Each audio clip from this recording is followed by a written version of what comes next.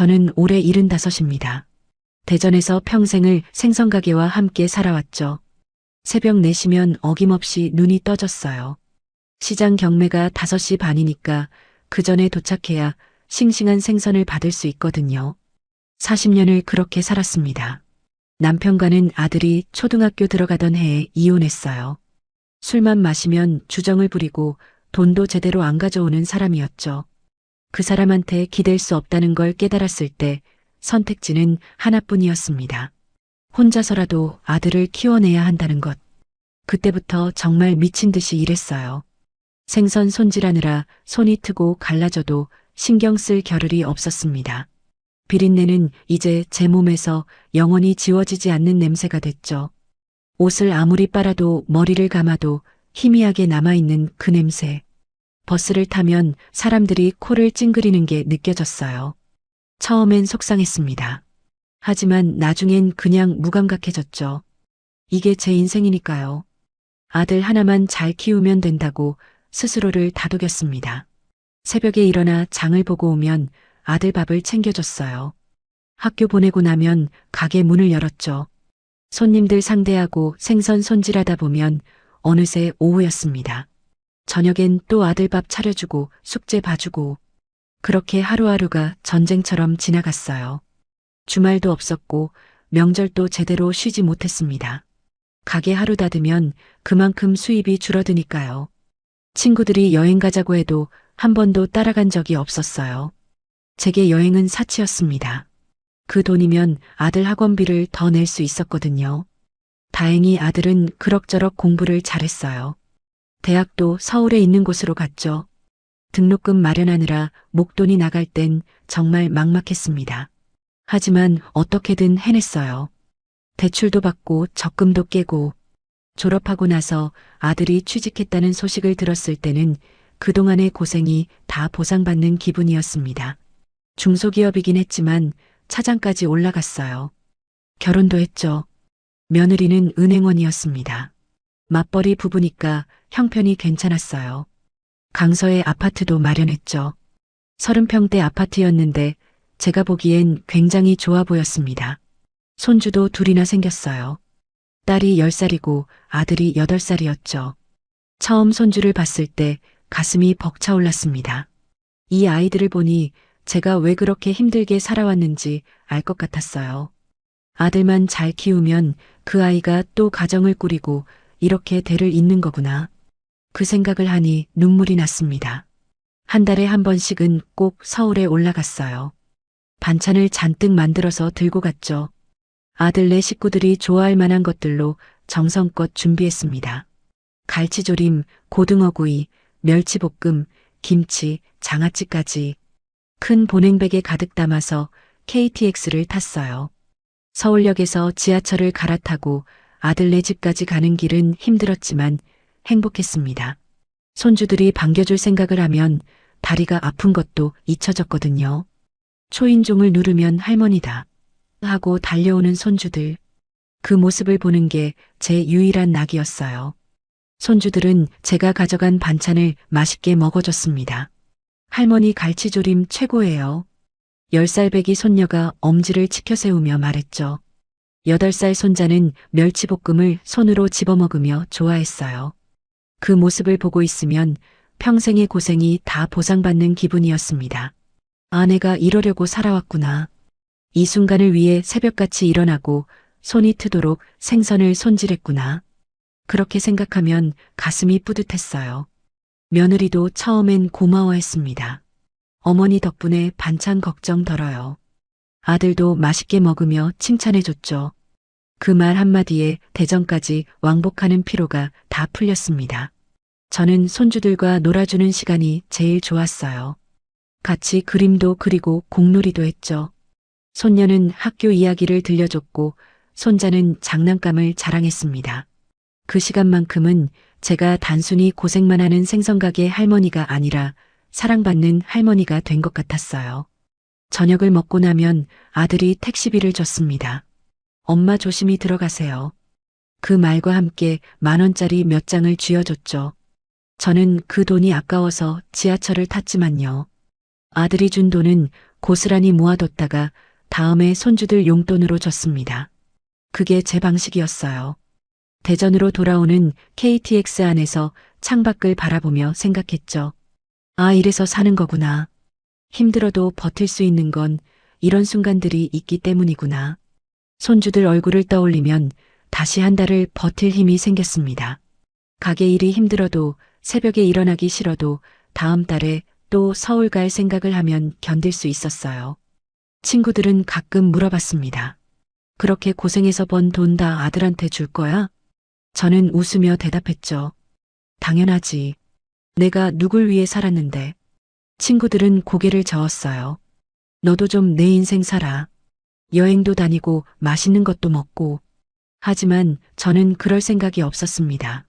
제 행복은 아들과 손주들이 잘 사는 거였으니까요. 가게 자리가 좋아서 보증금만 2억이었어요. 평생 모은 돈도 5억 정도 됐죠. 이 돈은 전부 아들한테 물려줄 생각이었습니다. 나중에 제가 죽으면 아들이 이 돈으로 좀 더 나은 삶을 살 수 있겠죠. 손주들 교육비에도 보탤 수 있을 거고요. 그 생각을 하면 뿌듯했습니다. 제 인생이 헛되지 않았다는 증거니까요. 저는 매일 밤 잠들기 전에 손주들 사진을 봤어요. 핸드폰 배경화면에 저장해둔 사진이었죠. 손주 둘이 환하게 웃고 있는 모습. 그 사진을 보면 내일도 열심히 살아야겠다는 의욕이 생겼습니다. 75년을 이렇게 살아왔어요. 남을 위한 삶이었죠. 하지만 저는 그게 행복이라고 믿었습니다. 그런데 언제부턴가 조금씩 이상한 느낌이 들기 시작했습니다. 아들네 집에 갔을 때 예전 같지 않았어요. 처음엔 뭐가 달라진 건지 정확히 알 수 없었죠. 그냥 미묘한 분위기의 변화였습니다. 초인종을 눌렀을 때 문 여는 속도가 조금 느려졌어요. 예전엔 바로 활짝 열리던 문이 이제는 한참을 기다려야 열렸죠. 며느리 얼굴에서 환영하는 표정도 점점 줄어들었습니다. 어머니 오셨어요. 말투는 똑같았지만 눈빛이 달랐어요. 뭔가 부담스러워하는 느낌이었죠. 저는 처음엔 제 착각인 줄 알았습니다. 며느리가 워낙 바쁜 사람이니까 피곤해서 그런가 보다 생각했어요. 하지만 그게 아니었습니다. 며느리는 원래 깔끔을 많이 떠는 성격이었어요. 집안 구석구석이 항상 깨끗했죠. 신발도 일렬로 정렬돼 있고 거실 소파 쿠션도 각도까지 맞춰져 있었습니다. 제가 보기엔 좀 과할 정도였어요. 하지만 며느리네 집이니까 뭐라 할 수는 없었죠. 그런데 그 깔끔함이 점점 심해지는 것 같았습니다. 거의 결벽증 수준이었어요. 어느 날 제가 가져간 반찬을 냉장고에 넣으려고 하는데 며느리가 황급히 말렸죠. 어머니, 제가 할게요. 그러더니 제가 가져온 반찬 용기를 하나하나 다시 닦기 시작했습니다. 이미 깨끗하게 씻어서 가져온 건데 말이에요. 혹시 모르니까요. 며느리는 그렇게 말하며 소독용 티슈로 용기를 닦아냈어요. 저는 그 모습을 보며 기분이 좀 묘했습니다. 제가 불결하다는 뜻인가 싶었거든요. 하지만 아무 말도 하지 않았어요. 며느리 성격이 원래 그런 거니까 이해해야죠. 더 이상한 건 아들이었습니다. 아들도 점점 며느리를 닮아가는 것 같았어요. 예전엔 그러지 않았는데 이젠 제가 앉았던 소파를 제가 가고 나면 바로 걸레로 닦더라고요. 한 번은 그 장면을 우연히 봤습니다. 현관문을 나서다가 뭔가 깜빡한 게 있어서 다시 돌아왔을 때였죠. 초인종을 누르기 전에 문틈으로 소리가 들렸어요. 빨리 청소기 돌려. 냄새 배기 전에. 아들 목소리였습니다. 그 순간 가슴이 철렁했어요. 냄새라니요. 제 냄새를 말하는 건가요? 평생 몸에 밴 생선 냄새를 말하는 거겠죠. 저는 그냥 집으로 돌아왔습니다. 깜빡한 물건은 중요하지 않았어요. KTX를 타고 대전으로 내려오는 내내 마음이 무거웠습니다. 설마 제 냄새 때문에 싫어하는 건 아니겠지. 그래도 아들인데 그럴 리 없다고 스스로를 달랬어요. 하지만 그 후로 신경이 더 쓰이기 시작했죠. 다음에 서울 갈 때는 옷을 새로 샀습니다. 생선 냄새가 전혀 배지 않은 새 옷이었어요. 샤워도 평소보다 더 꼼꼼히 했죠. 머리도 2번 감고 향수까지 뿌렸습니다. 그렇게 준비하고 아들네 집에 갔어요. 이번엔 괜찮겠지 싶었습니다. 하지만 현관문을 열자마자 며느리가 창문을 열었어요. 어머니 오셨어요. 날씨가 좋네요. 겉으로는 날씨 때문이라고 했지만 저는 알았습니다. 환기를 시키려는 거였죠. 제가 들어오니까 바로 창문을 연 겁니다. 손주들은 예전처럼 반갑게 맞아줬어요. 할머니, 그 목소리를 들으니 조금 위안이 됐습니다. 하지만 며느리는 손주들이 저한테 안기려고 하자 슬쩍 말렸어요. 할머니 피곤하시니까 나중에.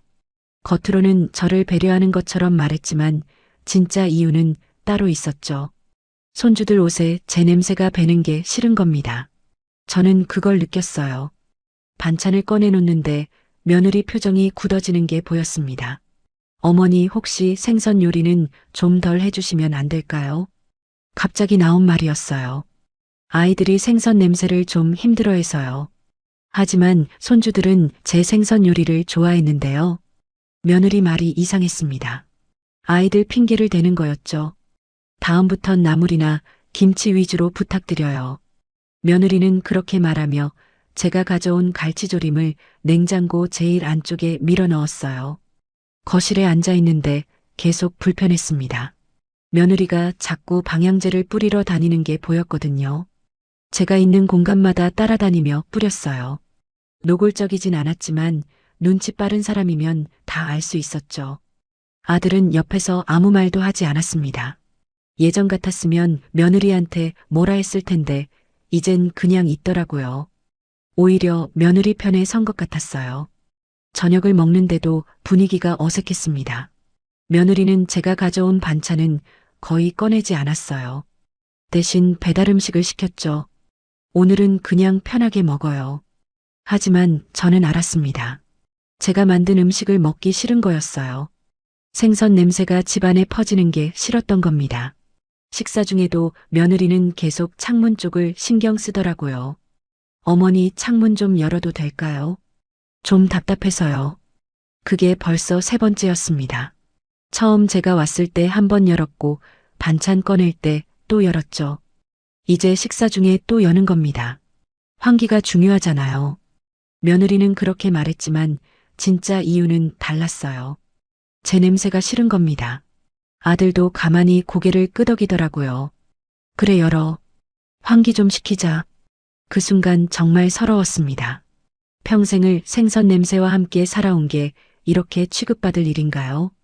이 냄새는 아들을 먹여 살리려고 새벽같이 일어나 생선 손질한 흔적인데요. 손주들만 보면 참을 수 있을 것 같았어요. 하지만 손주들도 이제 저한테 예전처럼 안 다가왔습니다. 며느리가 계속 말리니까요. 할머니 피곤하시대. 나중에 같이 놀아.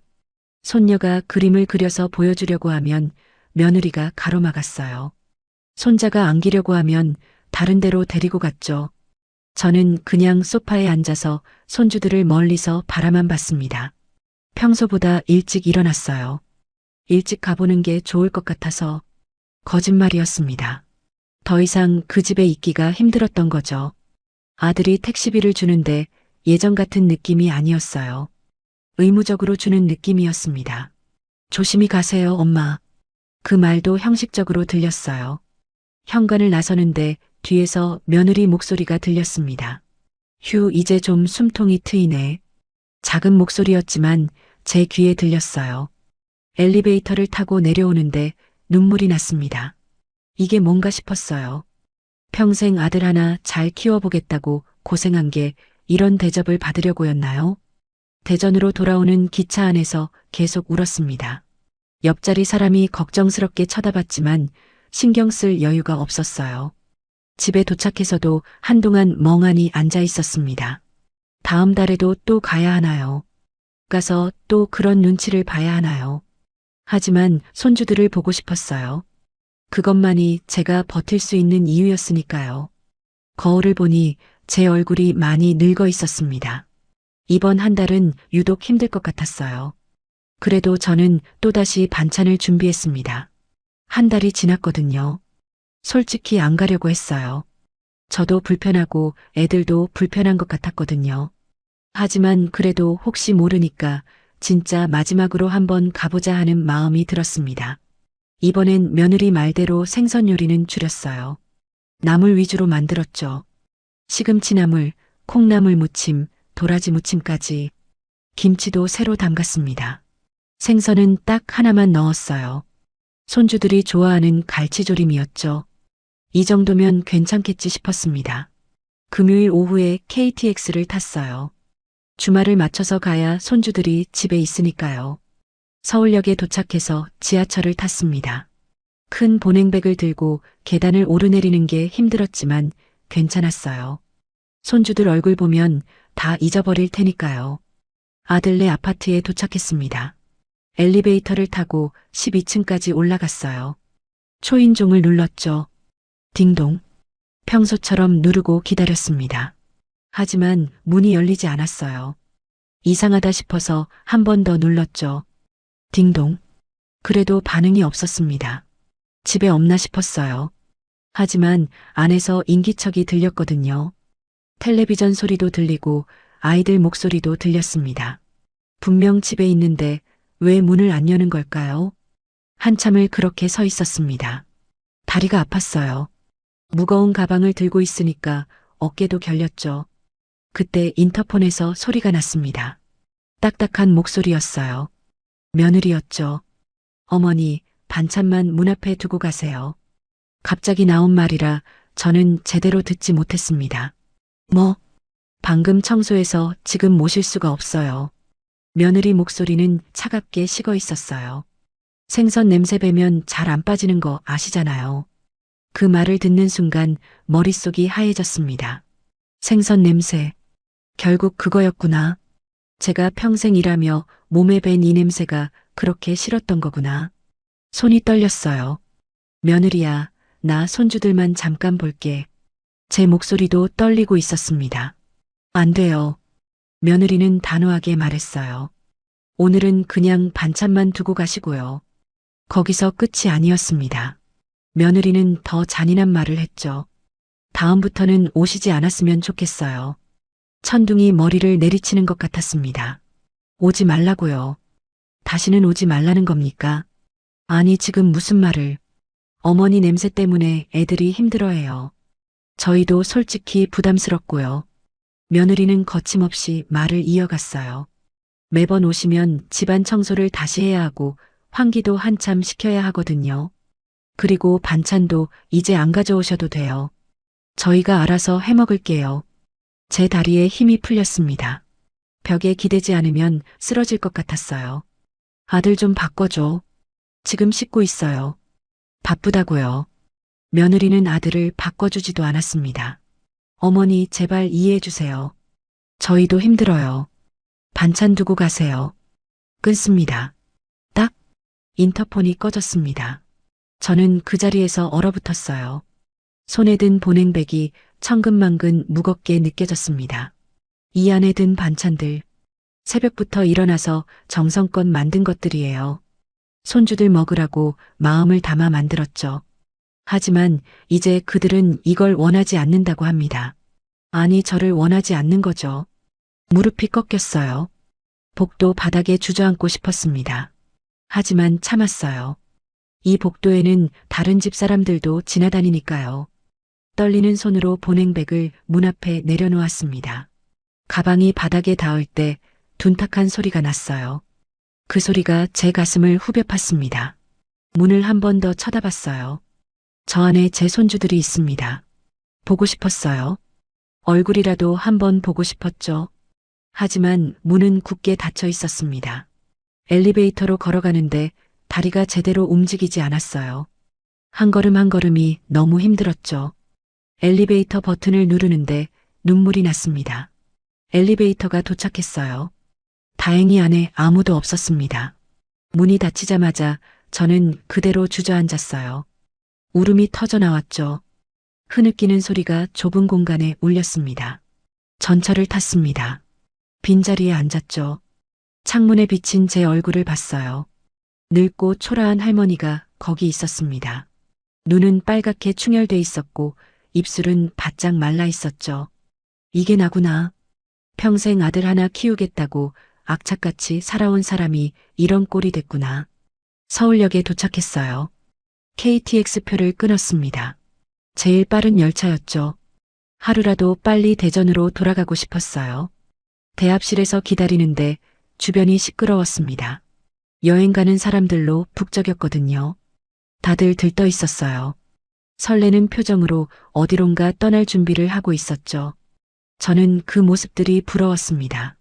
저도 언젠가 저렇게 행복했던 적이 있었나요? 기억이 나지 않았어요. 평생을 일만 하고 아들만 생각하며 살아왔으니까요. 열차가 도착했습니다. 자리에 앉아서 창밖을 봤어요.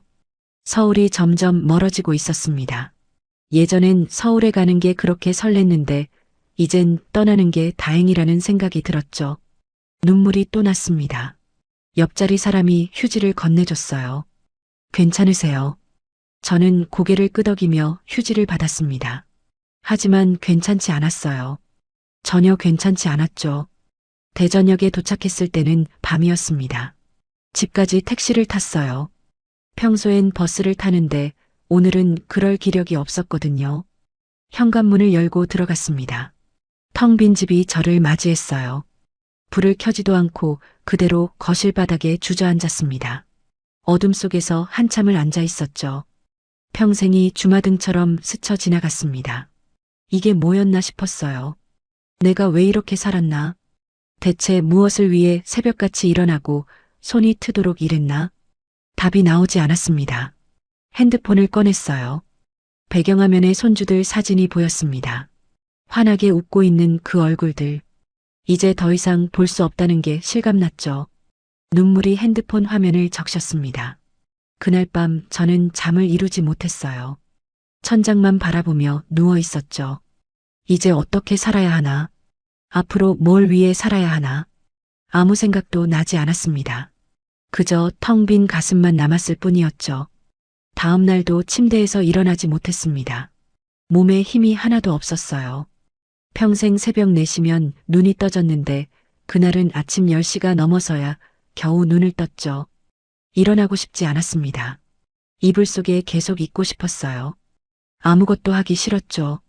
배는 고팠지만 밥을 먹을 생각이 안 났습니다. 부엌에 가서 물만 한 컵 마시고 다시 방으로 들어왔어요. 침대에 누워서 천장만 봤죠. 핸드폰이 울렸습니다. 생선가게 단골 손님이었어요. 사장님, 오늘 장사 안 하세요? 가게 문이 닫혀 있던데요. 저는 대충 둘러댔습니다. 몸이 좀 안 좋아서요. 내일부터 할게요. 전화를 끊고 나니 더 허무했어요. 40년을 하루도 빠짐없이 열었던 가게를 오늘은 열지 못했습니다. 아들 때문에 이 지경이 됐네요. 눈물이 또 흘렀어요. 어제부터 계속 우는 것 같았죠. 눈이 퉁퉁 붓고 목이 쉬었습니다. 이틀째도 똑같았어요. 가게는 열지 않았고 밥도 제대로 먹지 않았죠. 친구한테서 전화가 왔습니다. 야, 너 왜 가게 안 해? 무슨 일 있어? 저는 대답하지 못했어요. 말을 하려고 하니까 울음이 터져 나왔거든요. 왜 우는데 무슨 일이야? 친구는 놀란 목소리로 물었습니다. 하지만 저는 말할 수가 없었어요. 괜찮아. 나중에 얘기할게. 전화를 끊어버렸죠. 친구가 다시 걸었지만 받지 않았습니다. 사람을 만나고 싶지 않았어요. 누구한테도 이 상황을 설명하고 싶지 않았죠. 사흘째 되던 날이었습니다. 거울을 봤어요. 깜짝 놀랐죠. 제 모습이 아닌 것 같았습니다. 머리는 산발이 됐고 얼굴은 헬쑥했어요. 눈 밑에는 다크서클이 짙게 내려앉았죠. 단 사흘 만에 10년은 더 늙어 보였습니다. 이러다간 정말 큰일 나겠다 싶었어요. 하지만 어떻게 해야 할지 몰랐죠. 무엇을 해야 이 마음이 나아질까요? 핸드폰을 들여다봤어요. 아들한테서 연락이 올까 싶어서였죠. 하지만 아무 연락도 없었습니다. 며느리한테서도 마찬가지였고요. 저를 그렇게 내쫓고도 미안한 마음이 없는 걸까요? 한마디 사과도 없다니. 가슴이 더 아팠습니다. 결국 이틀 더 가게 문을 닫았어요. 40년 장사하면서 이렇게 오래 쉰 건 처음이었죠. 손님들이 걱정했습니다. 사장님 어디 많이 편찮으세요? 병원은 다녀오셨어요. 단골들이 문자를 보내왔어요. 저는 간단하게만 답했습니다. 괜찮아요. 곧 가게 열게요. 하지만 괜찮지 않았죠. 전혀 괜찮지 않았습니다. 일주일이 지났어요. 그동안 아들한테서 단 한 통의 연락도 없었습니다. 문자도 전화도 없었죠. 정말 이렇게 끝인 걸까요? 평생을 키워준 엄마를 이렇게 버리는 건가요? 저는 결심했습니다. 먼저 연락하지 않기로요. 제가 왜 먼저 연락해야 합니까? 잘못한 건 아들 내외인데요. 하지만 마음 한편으로는 연락이 오길 바랐습니다. 엄마 미안해. 며느리가 좀 심했어. 그런 말이라도 듣고 싶었어요. 하지만 아무 소식이 없었죠. 밥맛이 완전히 없어졌습니다. 먹어도 모래를 씹는 것 같았어요. 삼키기가 힘들었죠. 체중이 빠지는 게 느껴졌습니다. 옷이 헐렁해졌거든요. 친구들이 집까지 찾아왔어요. 야, 문 열어. 안에 있는 거 다 알아. 하지만 저는 문을 열지 않았습니다. 나 괜찮아. 그냥 좀 쉬고 싶어. 무슨 일인데 말 좀 해봐. 친구들은 걱정스러운 목소리로 말했죠. 아무 일도 아니야. 며칠 있으면 나아질 거야. 거짓말이었어요. 나아질 것 같지 않았거든요. 친구들이 돌아간 후 또 울었습니다. 이제 눈물도 안 나올 것 같은데 계속 나왔어요. 밤마다 잠을 제대로 자지 못했습니다. 눈을 감으면 며느리 목소리가 들렸어요. 오시지 않았으면 좋겠어요. 그 말이 계속 귓가에 맴돌았죠. 새벽에 깨면 다시 잠들지 못했습니다. 그냥 어둠 속에서 누워 있었어요. 아들 생각이 났습니다. 어렸을 때 아들 모습이 떠올랐죠. 제 손을 꼭 잡고 걷던 꼬마였어요. 엄마 사랑해. 그렇게 말하던 아이였습니다. 그 아이가 어쩌다 이렇게 변했을까요? 며느리 때문일까요? 아니면 원래 그런 아이였을까요? 생각할수록 슬펐습니다. 낮에는 멍하니 앉아 있었어요. 텔레비전을 켜도 내용이 머리에 들어오지 않았죠. 그냥 시간을 보내는 것뿐이었습니다. 해가 지면 다시 밤이 왔고요. 그렇게 하루하루가 지나갔습니다. 의미 없는 시간들이었어요. 열흘째 되던 날 생선가게에 나가봤습니다. 오랜만에 문을 열었죠. 단골 손님들이 반가워했어요. 사장님 어디 아프셨어요? 얼굴이 많이 안 좋으신데요. 저는 괜찮다고 했습니다. 하지만 손님들 얼굴이 제대로 보이지 않았어요. 생선을 손질하는데 손에 힘이 없었죠. 칼질도 제대로 안 됐습니다. 예전엔 눈 감고도 할 수 있었는데 오늘은 자꾸 실수했어요. 손님이 말을 걸어도 제대로 대답하지 못했습니다. 사장님 정말 괜찮으세요?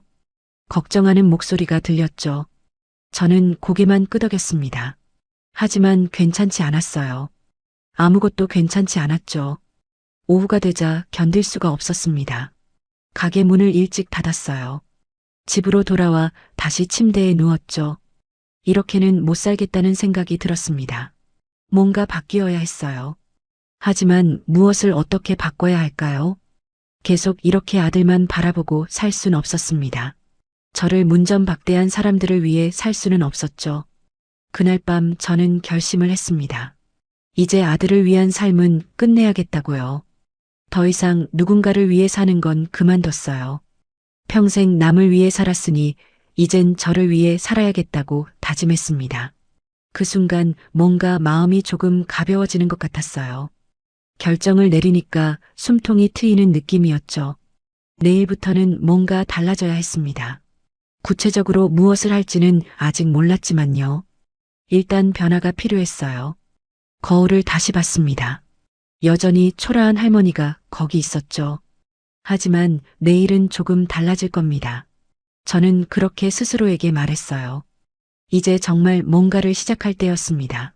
다음 날 아침 눈을 떴을 때 달라진 건 없었습니다.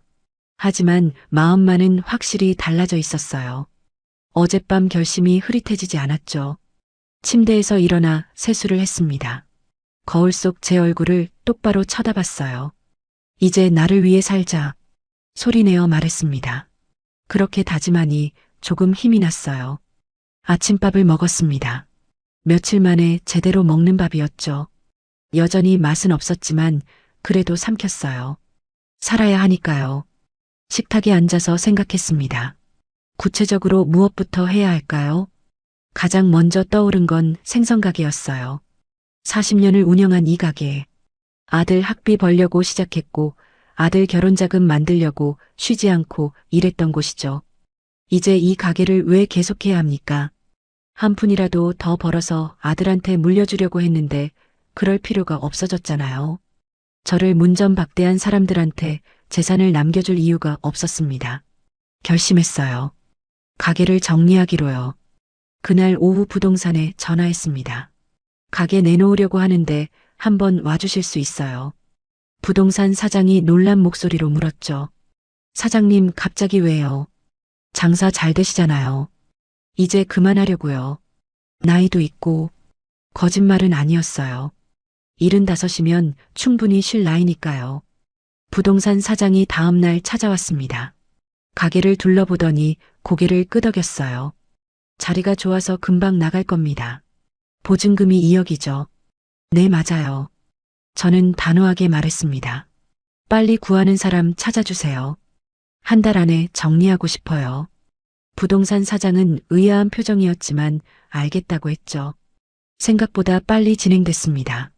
일주일 만에 인수자가 나타났어요. 젊은 부부였죠. 생선 장사를 배워서 시작하고 싶다고 했습니다. 잘 부탁드립니다. 그들의 열정적인 모습을 보니 옛날 제 모습이 떠올랐어요. 저도 한때는 저렇게 희망에 차 있었는데요. 아들만 잘 키우면 된다고 믿었었죠. 계약서에 도장을 찍었습니다. 보증금 2억을 받았어요. 통장에 돈이 들어오는 걸 확인하니 기분이 묘했습니다. 40년의 세월이 이렇게 숫자로 정리되는구나. 가게를 인수인계하는데 2주일이 걸렸어요. 단골 손님들한테 인사했습니다. 사장님 어디 가시는 거예요? 이제 쉬려고요. 섭섭하네요. 사장님 생선이 제일 싱싱했는데 손님들은 아쉬워했죠. 저도 아쉬웠습니다. 하지만 이제 새로운 삶을 살아야 했어요. 마지막 날 가게 문을 닫았습니다. 셔터를 내리는데 눈물이 났어요. 40년의 추억이 담긴 공간이었거든요. 하지만 미련을 버렸습니다. 이젠 앞만 보고 가야죠. 집에 돌아와 통장을 정리했어요. 평생 모은 돈이 5억 있었습니다. 가게 보증금 2억까지 합치면 총 7억이었죠. 적지 않은 돈이었어요. 원래는 다 아들한테 물려줄 생각이었습니다. 하지만 이젠 아니에요. 이 돈으로 제가 하고 싶은 걸 할 겁니다. 핸드폰을 꺼냈습니다. 아들 번호를 눌렀어요. 전화가 아니라 문자였죠. 손가락이 떨렸지만 차분하게 글자를 눌렀습니다. 앞으로 나를 문전박대한 너희한테 유산은 없다. 그렇게 시작했어요. 가게도 정리했고 이제 나를 위해 살겠다. 짧은 문장이었지만 제 마음이 다 담겨 있었습니다. 전송 버튼을 누르기 전에 다시 한번 읽어봤어요. 후회는 없었죠. 손가락이 화면을 눌렀습니다. 전송됐습니다. 그 순간 가슴이 시원했어요. 막혔던 뭔가가 뚫리는 기분이었죠. 답답했던 게 한 번에 날아가는 것 같았습니다. 평생 처음 느껴보는 해방감이었어요. 누군가를 위해 사는 게 아니라 저를 위해 산다는 게 이런 기분인가요? 소파에 앉아서 핸드폰을 내려다봤습니다. 아들한테서 곧 연락이 올 거예요. 분명히 전화를 걸겠죠. 하지만 저는 받지 않을 겁니다. 적어도 당분간은요. 10분쯤 지났을까요? 핸드폰이 울렸습니다. 역시 아들이었어요.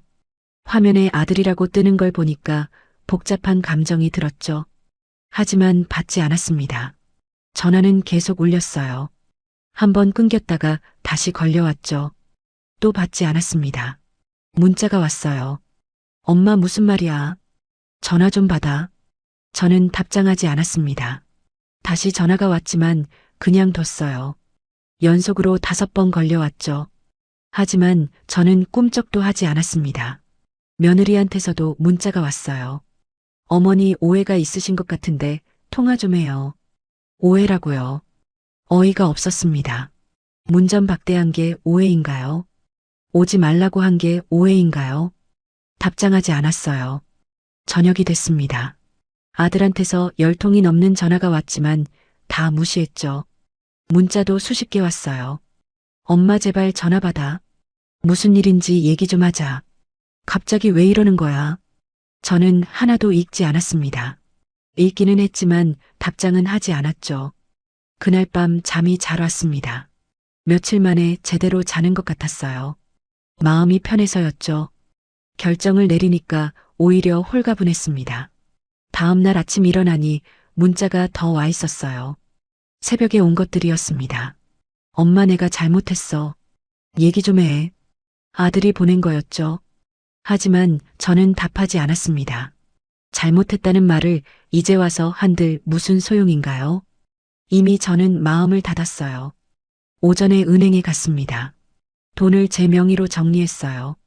아들 명의로 돼 있는 건 하나도 없었지만 확실히 해두고 싶었거든요. 은행 직원이 물었습니다.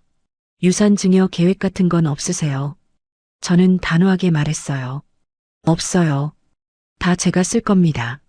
직원은 조금 놀란 표정이었지만 알겠다고 했죠. 집에 돌아오니 또 전화가 와 있었습니다. 이번엔 며느리였어요. 역시 받지 않았죠. 오후쯤 됐을 때 초인종이 울렸습니다. 누군가 싶어서 인터폰을 켰어요. 아들이었습니다. 며느리도 같이 있었죠. 대전까지 내려온 겁니다. 엄마 문 열어줘. 얘기 좀 하자. 아들은 간절한 목소리로 말했어요. 하지만 저는 냉정했습니다. 며느리가 저한테 했던 것처럼요. 인터폰 버튼을 눌렀어요. 우리 집에 돈만 밝히는 냄새 풍기지 마. 며느리가 했던 말을 그대로 돌려줬습니다. 방금 정리해서 지금 너희를 들릴 수가 없네. 아들이 당황한 목소리로 말했죠. 엄마 무슨 소리야? 앞으로 오지 않았으면 좋겠어. 그 말을 끝으로 인터폰을 꺼버렸습니다. 문 밖에서 소리가 들렸어요. 엄마 미안해. 문 열어줘. 아들이 울먹이는 목소리로 말했죠. 며느리도 뭐라고 하는 것 같았어요. 하지만 저는 이어폰을 꽂았습니다. 음악을 틀었어요. 밖에서 무슨 소리가 나든 들리지 않게요. 평생 처음 느끼는 통쾌함이었습니다. 1시간쯤 지났을까요? 이어폰을 빼고 밖을 살펴봤습니다. 조용했어요.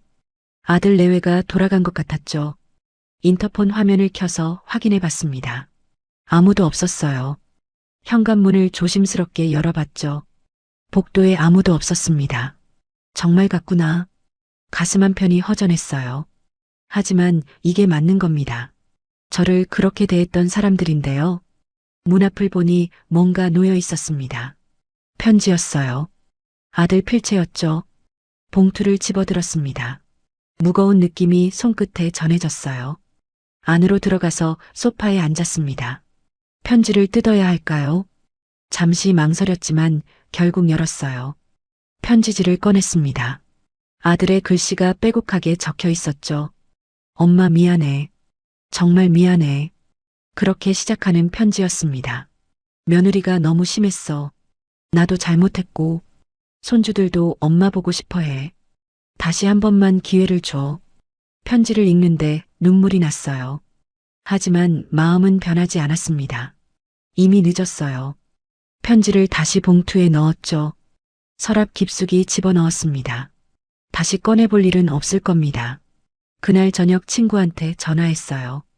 오랜만이었죠. 야, 너 요즘 왜 그래? 걱정했잖아. 친구는 반가우면서도 걱정스러운 목소리였습니다. 미안해. 좀 힘든 일이 있었어. 무슨 일인데? 저는 그동안 있었던 일을 다 얘기했어요. 며느리한테 문전 박대당한 것부터 가게 정리한 것까지요. 친구는 한참 동안 말이 없었습니다. 그래 잘했어. 넌 너무 아들만 보고 살았어. 친구의 목소리가 따뜻했어요. 이제라도 내 인생 살아. 그 말이 위로가 됐습니다. 내일 만나자. 밥 먹으면서 얘기하고. 친구가 제안했죠.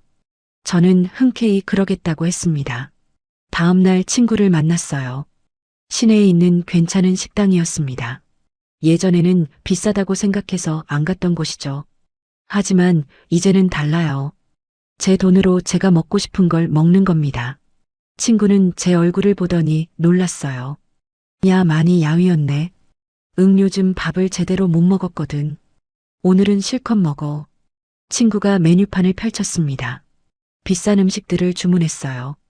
예전 같았으면 말렸을 겁니다. 하지만 오늘은 그냥 뒀죠. 음식이 나왔습니다. 맛있어 보였어요. 한 입 먹으니 정말 맛있었죠. 어때, 맛있지? 친구가 웃으며 물었습니다. 응, 정말 맛있네. 오랜만에 진심으로 하는 대답이었어요. 식사를 하면서 친구가 물었습니다. 앞으로 뭐 할 거야? 저는 잠깐 생각했어요. 잘 모르겠어. 그냥 하고 싶은 거 하면서 살려고. 좋아. 우리 여행이라도 갈까? 친구의 제안이었죠. 여행이라니요. 평생 한 번도 가본 적 없는 게 여행이었어요. 진짜로. 응, 제주도든 부산이든 어디든 가자. 친구는 신이 났습니다. 저도 조금 설레더라고요. 좋아. 가보자. 그렇게 대답했어요. 식당을 나와서 카페에 갔습니다. 예쁜 카페였어요. 케이크도 팔고 있었죠. 저거 먹고 싶다. 친구가 쇼케이스를 가리켰습니다. 딸기 케이크였어요. 나도 저거 먹을래. 저도 똑같은 걸 주문했죠. 케이크가 나왔습니다. 달콤한 냄새가 났어요. 한 입 베어 물었죠. 입안에서 살살 녹았습니다. 맛있다. 저도 모르게 말이 나왔어요. 친구가 웃었습니다. 그치, 맛있지. 우리 앞으로 자주 오자. 응, 그래. 카페에 앉아서 한참을 수다를 떨었어요. 아들 얘기는 하나도 안 했습니다. 그냥 이런저런 가벼운 얘기들이었죠. 오랜만에 편안한 시간이었어요. 집에 돌아왔을 때는 저녁이었습니다. 현관문을 열고 들어가는데 기분이 좋았어요. 오늘 하루는 나쁘지 않았죠. 핸드폰을 확인했습니다. 아들한테서 또 전화가 와 있었어요. 하지만 이젠 신경 쓰이지 않았습니다. 그냥 무시하면 그만이었거든요. 다음 날부터 저는 달라졌어요. 아침에 일어나서 운동을 하기 시작했습니다. 집 근처 공원을 걷는 거였죠. 날씨가 좋았어요. 햇살이 따뜻했습니다. 공원에는 저처럼 산책하는 사람들이 많았어요. 인사를 나누기도 했죠. 좋은 아침이에요.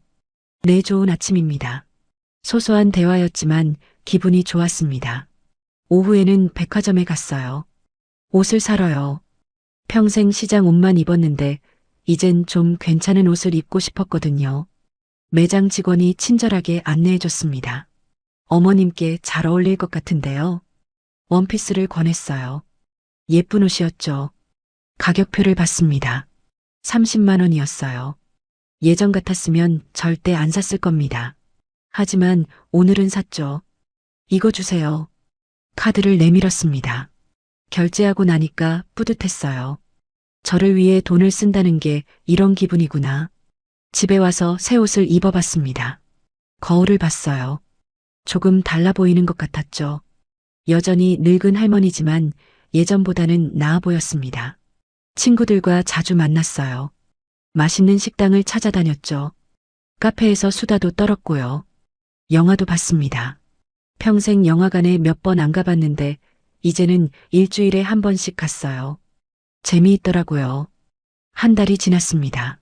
아들한테서는 계속 연락이 왔지만 전부 무시했어요. 처음엔 마음이 흔들리기도 했죠. 하지만 이젠 괜찮았습니다. 제 선택이 옳았다는 걸 알았거든요. 친구와 여행 계획을 짰어요. 제주도로 가기로 했죠. 3박 4일이었습니다. 호텔도 좋은 데로 예약했어. 친구가 신나서 말했어요. 저도 기대됐습니다. 평생 처음 가는 여행이었으니까요. 여행 가기 전날 밤이었어요. 짐을 싸면서 생각했습니다. 75년을 살면서 이렇게 설레는 게 언제였나 싶었죠. 아들 낳았을 때 이후로 처음인 것 같았어요. 거울을 봤습니다. 예전과는 다른 제가 거기 있었어요. 훨씬 밝아진 얼굴이었죠. 친구들 말이 맞았습니다. 제가 확실히 달라졌다고 했거든요. 요즘 표정이 살아났어. 그 말을 들으니 기뻤어요. 정말 살아난 기분이었으니까요. 손주들 생각이 가끔 났습니다. 보고 싶긴 했어요. 하지만 어쩔 수 없었죠. 아들 내외가 만든 상황이니까요. 제 잘못이 아니었습니다. 그렇게 스스로를 다독였어요. 내일이면 제주도에 갑니다. 평생 처음 가는 여행이에요. 설레는 마음으로 잠자리에 들었죠. 오랜만에 편안한 잠이었습니다. 꿈도 좋은 꿈을 꿨어요. 푸른 바다가 나오는 꿈이었죠. 아침에 눈을 떴을 때 기분이 좋았습니다. 새로운 하루가 시작되는 거예요. 저를 위한 하루가요.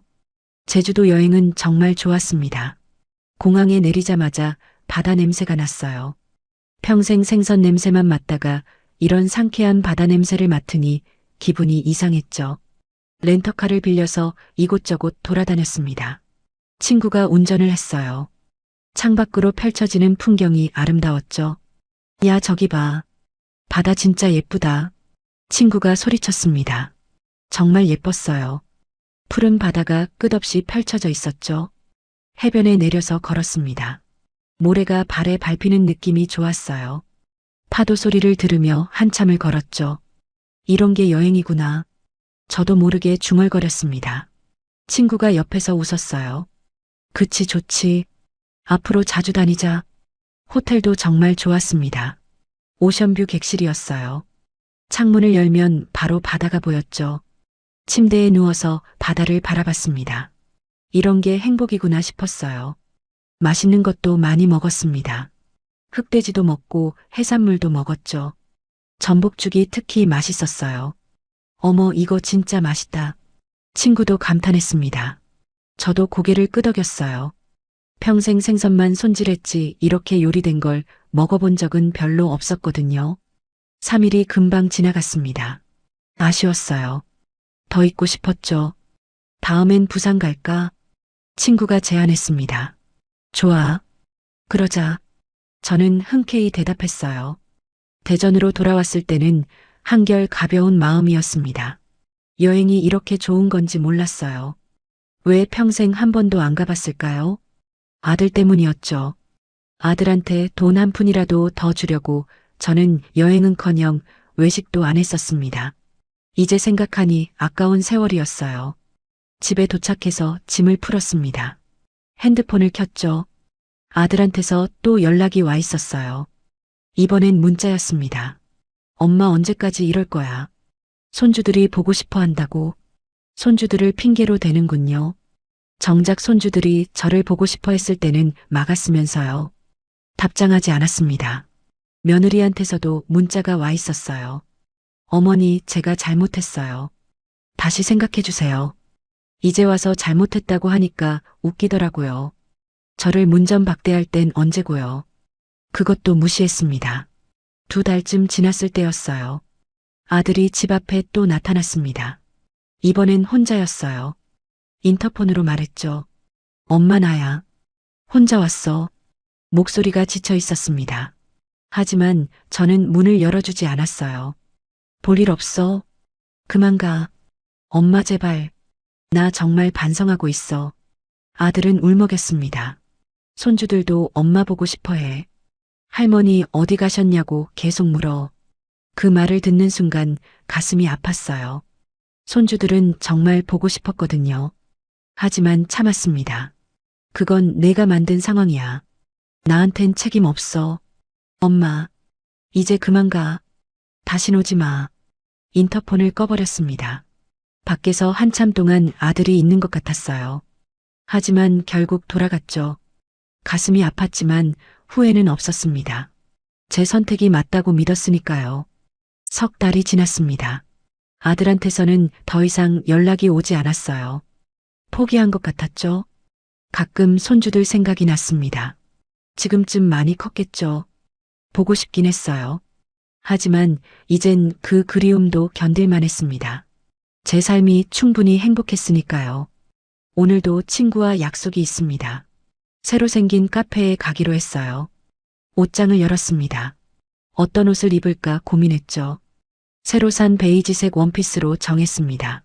거울 앞에서 옷을 입었어요. 화장도 조금 했습니다. 요즘 화장하는 법도 배웠거든요. 유튜브를 보면서요. 립스틱을 바르니 얼굴이 화사해졌습니다. 거울 속 저를 봤어요. 웃고 있는 할머니가 거기 있었죠. 예전과는 완전히 다른 사람 같았습니다. 75년을 남을 위해 살았지만 이제는 달라요. 누군가를 위해 희생하는 게 아니라 나를 위해 사는 게 진짜 행복이구나. 늦게 깨달았지만 다행이었어요. 아직 늦지 않았으니까요. 밖으로 나가니 햇살이 따뜻했습니다. 좋은 날씨였어요. 저는 웃으며 걸었습니다. 친구를 만나러 가는 길이 즐거웠죠. 이제 제 인생은 시작입니다. 진짜 제 인생이요.